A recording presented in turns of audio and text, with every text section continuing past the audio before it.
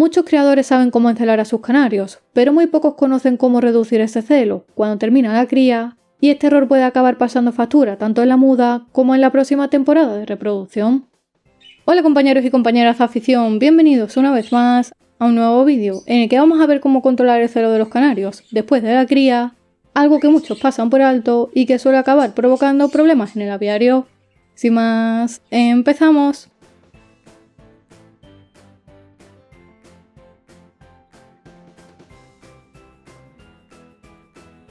Durante la cría, una de las grandes preocupaciones de los criadores es conseguir que los canarios entren en celo. El problema es que la mayoría se olvida de prestar atención a cómo reducir ese celo cuando termina la temporada. Cuando la reproducción se alarga más de la cuenta, los canarios empiezan a acusar el desgaste, las hembras realizan puestas cada vez más exigentes para su organismo, los huevos suelen perder calidad, la fertilidad de los machos disminuye y además afrontan la muda en peores condiciones. Por eso, igual que es importante preparar correctamente a los canarios antes de la cría, también es fundamental saber cómo reducir progresivamente el celo para que los canarios puedan recuperarse y llegar fuertes a la muda. Hay criadores que piensan que al quitar los nidos o separar a las parejas, el celo desaparece por sí solo, pero no siempre es así. En la mayoría de los casos, los canarios continúan encelados durante bastante tiempo, lo que puede acabar provocando problemas en el aviario. En las hembras, por ejemplo, es relativamente frecuente que sigan poniendo huevos, incluso después de haber retirado los nidos y separado a las parejas, y esto no solo supone un desgaste importante en cada puesta, sino que también les va a impedir recuperarse correctamente tras la temporada de cría. En el caso de los machos, el comportamiento es diferente, pero el resultado es prácticamente el mismo. Los canarios se mantienen muy activos, con un canto constante y con conductas claramente reproductivas. Todo este desgaste acumulado suele terminar pasando factura, ya que cuanto más se prolonga el celo, menos tiempo tienen los canarios para recuperarse antes de llegar a una etapa tan exigente como es la muda. Por eso, una vez finalizada la cría, es importante que prestemos atención a estos signos y que tomemos las medidas necesarias para que el celo disminuya de forma progresiva, evitando de esta manera muchos de los problemas que acabamos de comentar. La primera medida que debemos tomar es retirar todos los elementos relacionados con la reproducción.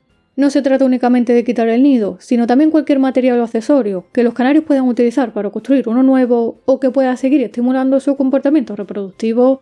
Cuanto menos elementos relacionados con la cría tengan a su alcance, más fácil será que poco a poco su celo disminuya. Una vez eliminados estos estímulos, para mí una de las medidas más importantes es separar machos y hembras, puesto que mientras que los canarios permanezcan juntos, seguirán estimulándose mutuamente a través del canto, el contacto visual y su propio comportamiento.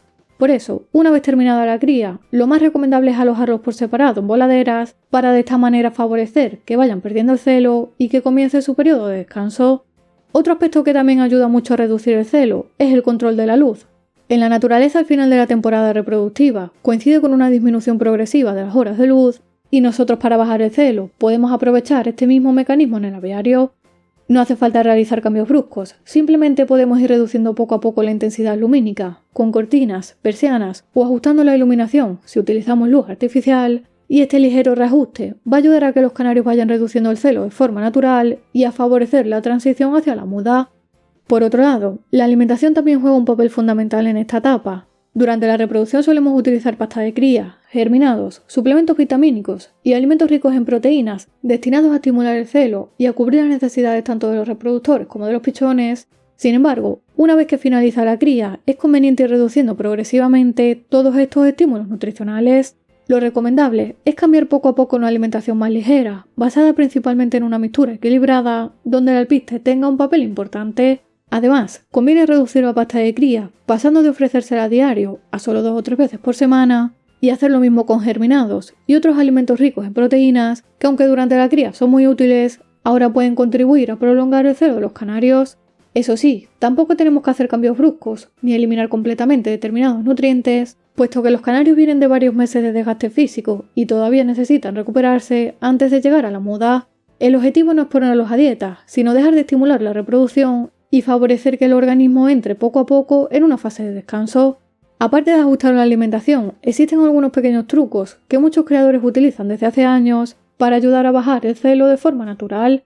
Uno de los más conocidos consiste en añadir unas gotitas de limón al agua de los bebederos, puesto que tradicionalmente se ha asociado el uso de cítricos con una reducción progresiva del celo, aunque su efecto es mucho más limitado que otros factores como la iluminación, la alimentación o la separación de machos y hembras.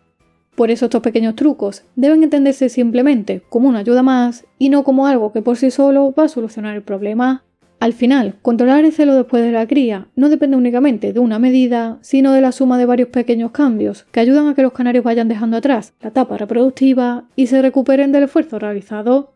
Todo lo que hemos visto hasta ahora tiene un objetivo mucho más importante que simplemente terminar la temporada de cría, que es conseguir que los canarios lleguen a la muda en las mejores condiciones posibles.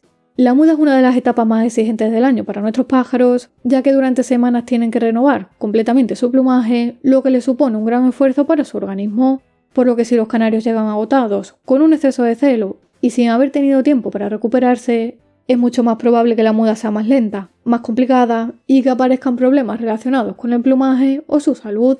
Sin embargo, cuando reducimos correctamente el celo y conseguimos que los canarios descansen después de la cría, favorecemos que lleguen a la muda mucho más preparados para afrontar esta etapa. La mayoría de las veces, la diferencia entre una buena y mala muda empieza precisamente aquí, en cómo gestionamos el final de la temporada de cría. A menudo nos centramos tanto en la cría que olvidamos lo que viene después, cuando en realidad el resultado de la siguiente temporada depende en gran medida de cómo terminamos la anterior. Si te ha gustado el vídeo, dale a like y compártelo con otros compañeros, suscríbete al canal para no perderte ningún vídeo y como siempre te espero en el próximo vídeo.